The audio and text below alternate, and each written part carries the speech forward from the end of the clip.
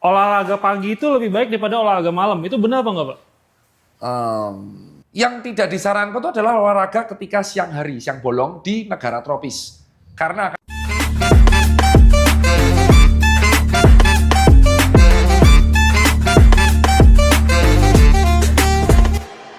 Assalamualaikum warahmatullahi wabarakatuh. Kembali lagi bersama dengan saya Tirta Peng Peng Peng di konten Mitos Fakta Kesehatan.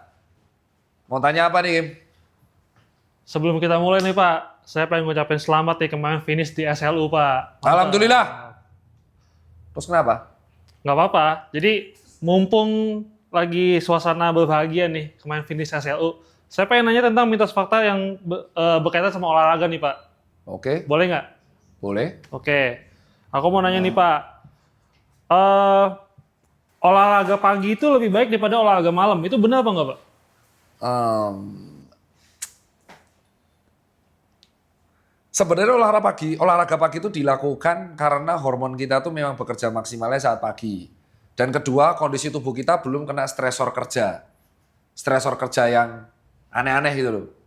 Walaupun secara penelitian itu jurnalnya memang belum lengkap-lengkap banget ya. Terus yang nomor 3, kondisi udaranya tuh di beberapa negara bagus.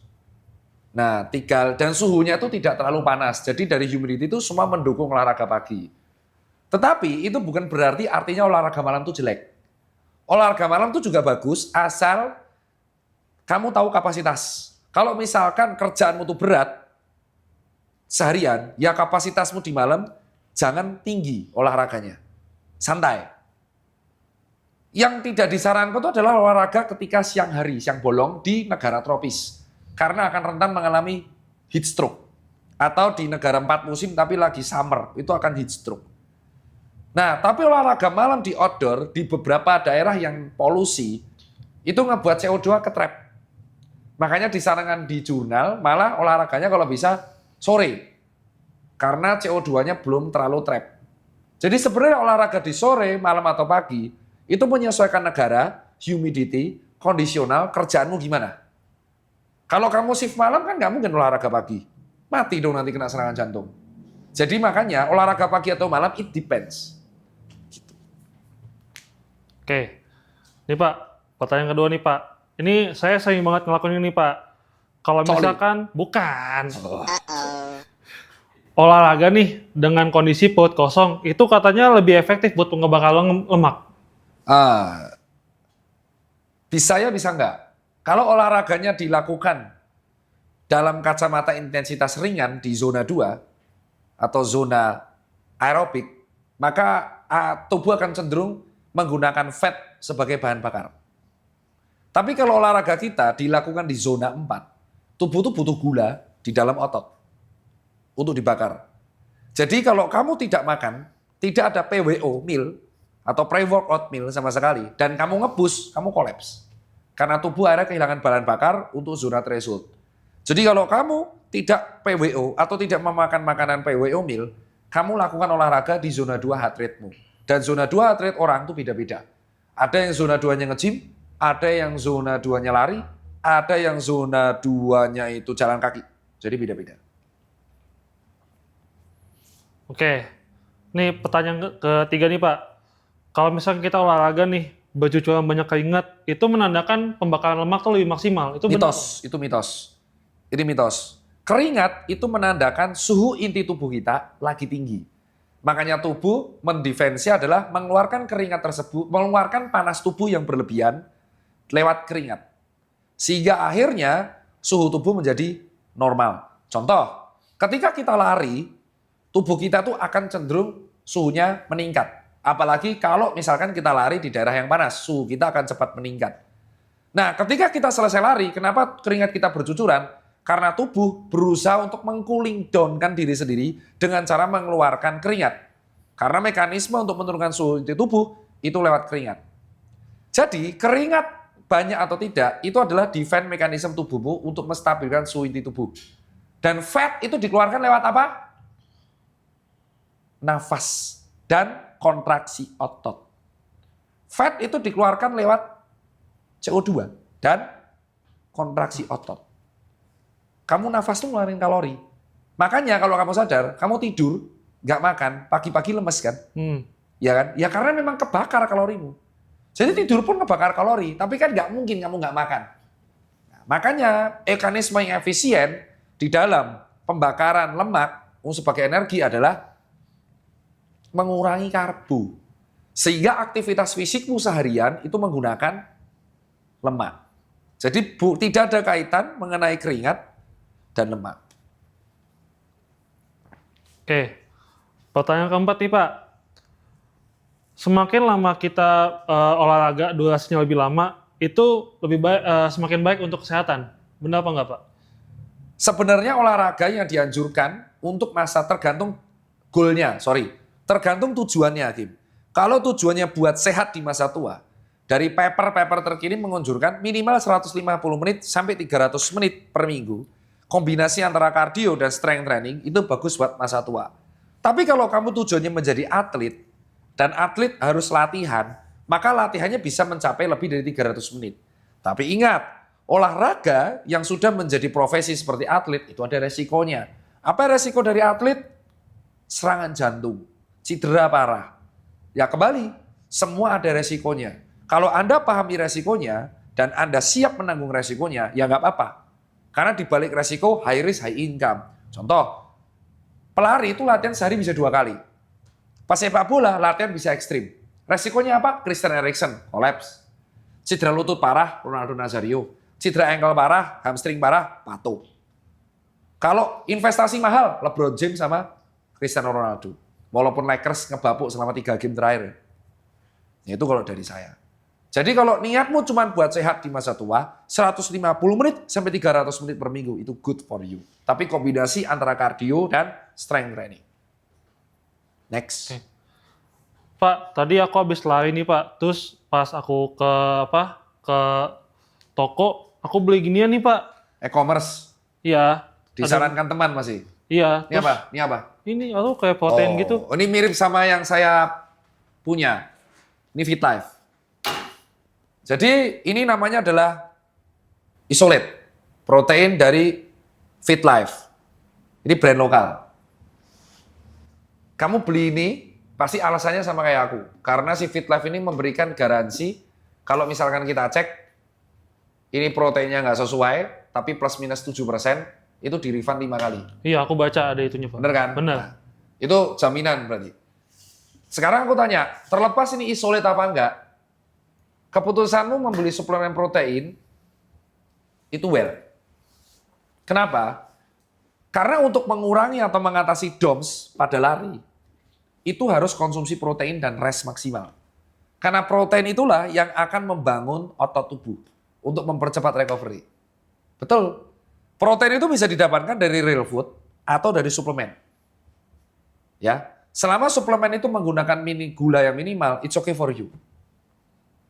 Dan protein itu kita butuhnya itu sekitar sebenarnya 0,8 kalau 1,2 gram. Kalau dia biasa aja. Tapi kalau kayak aku kan harus bulk maintenance. Aku butuhnya 2 gram per kilogram berat badan. Jadi aku butuh 150 gram per hari.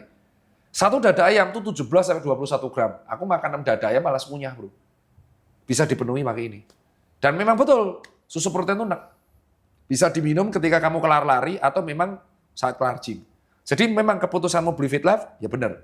Karena satu, dia ada garansi refund. Itu yang paling penting. Jadi dia nggak takut buat dicek. Kedua, dia cocok untuk recovery ototmu. Jadi buat pelari, protein itu penting buat recovery otot. Dan biar masa ototnya tuh stabil. Pelari atlet itu ototnya akan kering. Karena otot dibuat adaptasi di lower oksigen. Beda kalau bodybuilder, ototnya tuh gede-gede karena oksigennya banyak. Gitu. Goalmu buat lari kan? Cocok Fit Life. Next, mitos faktanya? Tapi aku mau nanya sedikit ya Pak.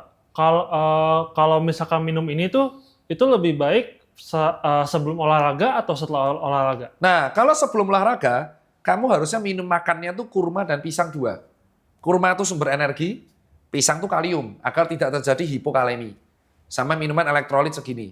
Jadi PWO meal kayak gitu, sama mau nge-gym pun kurma sama pisang, biar kita powernya ada. Nah, ini diminumnya setelah olahraga.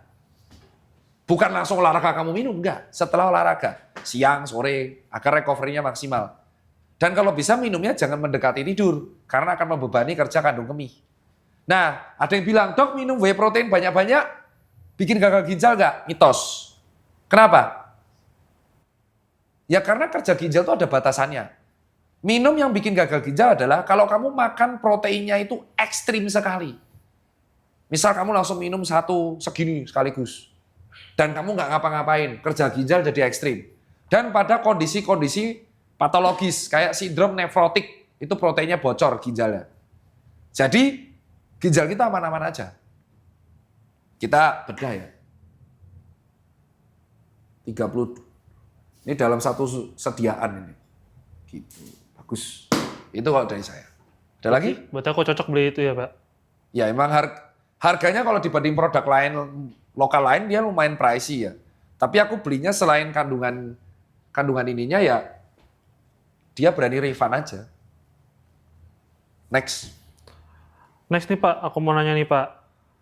Kalau misalkan kita habis olahraga, terus habis itu langsung makan, itu malah bikin berat badan jadi naik. Itu benar apa enggak Pak? Nggak selalu. Nggak segampang itu gitu. Menaikkan berat badan tuh artinya makanan yang masuk dengan aktivitas keluar tuh selisih. Gitu. Dan tergantung makanan apa yang dimakan. Kalau karbo ya jadinya disimpan, jadinya kelebihan energi. Kalau otot ya akan membangun massa otot. Kalau targetmu memang tujuannya untuk menurunkan berat badan ya habis olahraga jangan makan malah. Pakai makan OMC aja, one meal a day. Omat. Tuh kalau saya. Next nih Pak, tadi aku banyak ketemu di jalan nih Pak. Jadi kalau misalkan ada yang orang olahraga lari contohnya, dia tuh pakai jaket sauna, itu aman nggak Pak? Nah ini penting. Tahu nggak olahraga yang pakai jaket sauna rata-rata adalah Lari. petinju. Oh, petinju. Kenapa? Lagi conditioning. Petinju itu dan MMA dilombakan di kelas berat badan. Kamu kelebihan 500 gram aja kamu bisa nggak boleh tanding. Nah, terus mereka kan latihannya berat. Ada latihan fisik, latihan tinju. Sama latihan stamina. Ternyata beratnya masih kelebihan 2 kilo. Apa yang bisa dilakuin? Yang bisa dihilangkan apa? Air. Kenapa? Karena 2/3 tubuh kita tersusun dari air. Terus petinju untuk mengurangi air, mengeluarkan air dengan cara apa? Pipis. Enggak. Dengan cara lari di panas, pakai jaket. Biar apa? Biar cairannya keluar. Habis itu lemas kan? Nggak minum loh dia. Nggak minum. Petinju-petinju yang lagi mau tanding kalau lari itu pakai jaket sauna, nggak minum. Biar apa? Biar pas ditimbang, masuk. Dan jaket sauna itu juga bermanfaat buat di mana? Lari di suhu dingin. Betul, gitu bosku. Nah terus kalau Daniel mau nurunin berat badan, lari pakai jaket sauna, turun 2 kilo, habis itu minum, ya malamnya normal, karena tubuh 2/3 tersusun dari air. Jadi jaket sauna itu dipakai atlet-atlet untuk kelas berat badannya agar masuk. Dan juga dipakai lari di suhu dingin. Gitu bosku. Kalau dipakai sama orang normal, di suhu panas, rentan heat stroke sama dehidrasi. Nah itu aja, capek ngomong saya. Dan kalau saya sih minum ini sehari, sekali 2 kali. Setelah makan. Satu lagi Pak, nanya lagi Pak. Nih. Bajingan kamu. Nih, katanya olahraga lari itu bisa merusak lutut dalam jangka panjang. Sebenarnya ini adalah dugaan. Karena ada yang namanya overuse. Makanya atlet membatasi diri setahun berapa kali maraton. Semakin sering maraton yang dilakukan dalam setahun, maraton itu 42,2 ya, semakin sering maraton yang dilakukan dalam 1 tahun, itu akan meningkatkan potensi cedera ligamen. Makanya atlet dibatasi. Jadi buat kalian yang penghobi lari, ya maratonnya setahun sekali atau 2 kali. Kalau maraton tiap hari, ya tentu akan meningkatkan resiko. Bukan artinya pasti rusak, tapi meningkatkan resiko. Meningkatkan resiko kan bukan berarti pasti kan. Kalau ternyata fisioterapinya lancar, proteinnya bagus, pakai FitLife mungkin, ya mungkin dia tidak akan mengalami hal itu. Paham ya? Jadi kerusakan lutut itu terjadi bukan hanya pada lari, sepak bola, bulu tangkis, basket, volley, angkat beban, squat, kalistenik, bisa kalau overuse. Gitu, Pak. Dan bukan hanya kerusakan lutut itu bukan hanya karena cedera ligamen, tapi bisa jadi osteoartritis. Cedera yang berkepanjangan yang akhirnya menyebabkan pengapuran pada lokasi tersebut. Gitu. Makanya untuk menghindari cedera, konsumsi protein yang cukup. Jangan karbo tok. Protein ini nggak bikin gemuk, tapi membangun sel, massa otot. Recovery-mu cepat. Contoh orang yang kekurangan protein. Setelah olahraga, domsnya nggak kelar-kelar. Padahal nggak ada cedera. Olahraganya progresnya nggak naik, tapi turun terus. 3, sering pegelinu. Selain defisiensi vitamin B6, ya dia juga kayak gini. Dan kalau kamu lihat ini ada vitamin B6-nya. Oh iya ada, betul. Itu kalau dari saya, tuh kan ada B6-nya.